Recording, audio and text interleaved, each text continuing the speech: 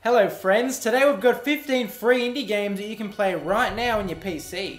They are free to play, but some are pay what you want, especially the ones on itch.io. So if you check any of these games, really like them, you can always throw some money the creators' way afterwards.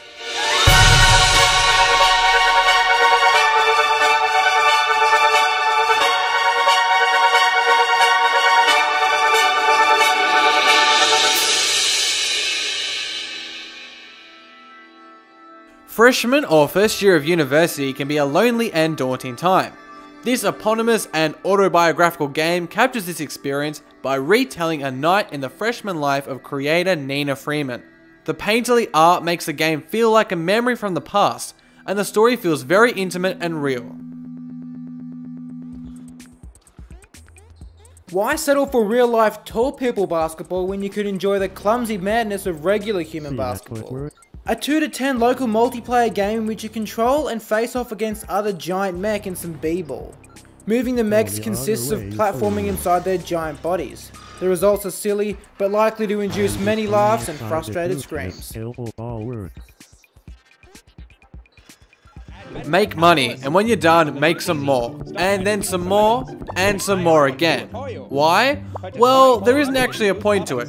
You're just addicted and are going to keep making virtual money forever.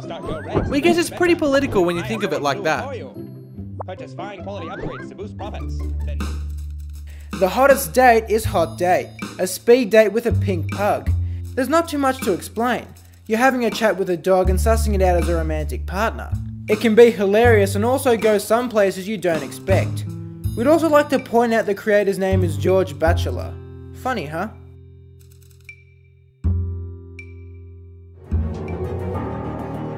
It's just made its way onto Steam Early Access, but Dungeon Souls debuted in April as a free demo that is still playable now.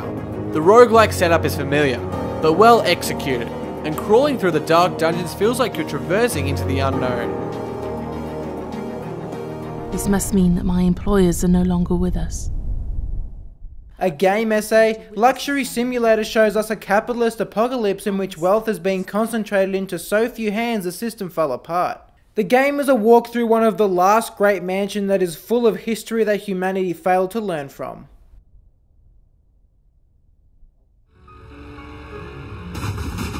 Naut is an easy on the eye wander through the deserts of Mars. It can be played solo or in a duo, but either way you're probably going to have some foolishly fun times riding around in some very flip-prone 1950s American style cars.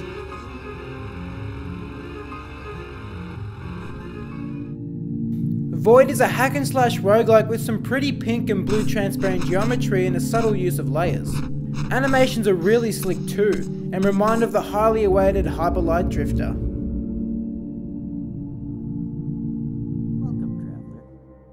Path of the Imperium Empire is a first-person story that takes about 10 minutes to complete. Seeking refuge on a sci-fi cargo ship as a prodigal prince on the run, you investigate your surroundings, and are then prompted with an important decision. Worth at least one replay to see what happens if you chose differently.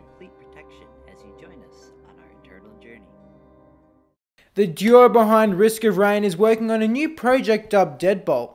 It was only meant for a small group of people, but a rough demo with the first 5 stages is available online.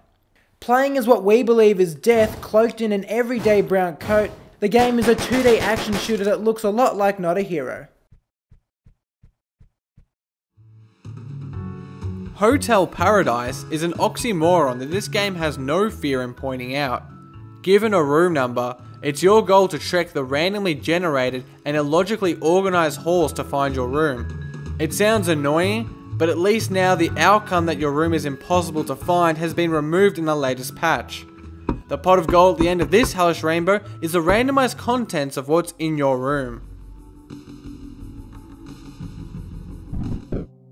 Daniel Linton is kind of the king of indie games. Well, in our eyes at least. His Ludum Dare 32 effort, A Knife Made of Whispers, only lets the player attack when cast in a circle of white light. The light comes from a lantern, which can be moved around the platforming stages. It's smart and also has some heart, with an unheralded story. Another entry to Ludum Dare 32, Bloodshot sort of looks like Superhot with a side-on view and a bold dash of pink.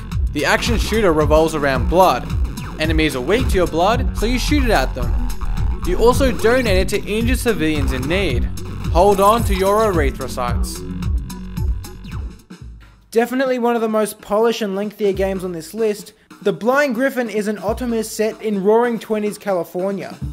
It's got bootlegging, magical training, some shrewd references, 10 different endings, and of course, romance. Also, the game is a well-researched period piece that makes it feel very believable.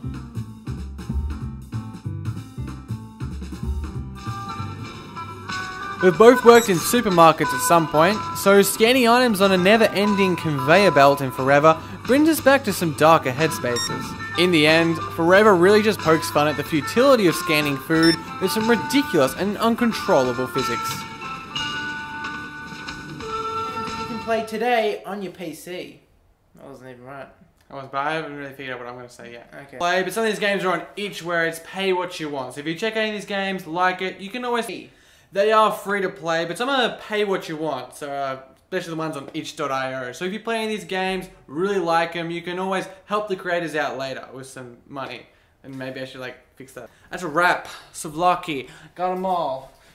Teppanyaki.